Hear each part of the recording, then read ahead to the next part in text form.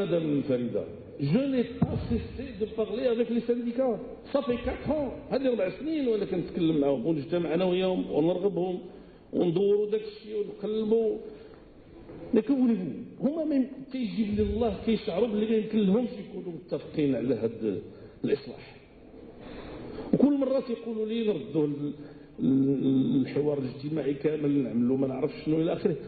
بالحق كاين شي حاجه في العقليه ديال الناس مثل المكتسبات. تيقول لك المكتسبات لي زاكي on peut pas revenir. Pourquoi? Tous les êtres humains raisonnables reviennent sur leurs acquis quand ça va plus. Une famille, quand elle est à l'aise, elle se permet des choses, et dès que ça va mal, si elle est raisonnable, elle se remet, يعني تتراجع داك الشيء ديالها.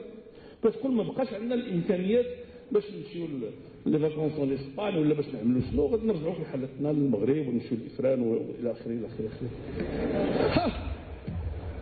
Mais ça, s'il s'agit de moi et de ma famille, je le fais. Mais s'il s'agit de l'État, non, je refuse et je deviens militant. Et on veut faire des grèves. Mais si les grèves résolvaient les problèmes, أنا براسي ندير لا grève. ما غنحلوش المشكل بالإضراب.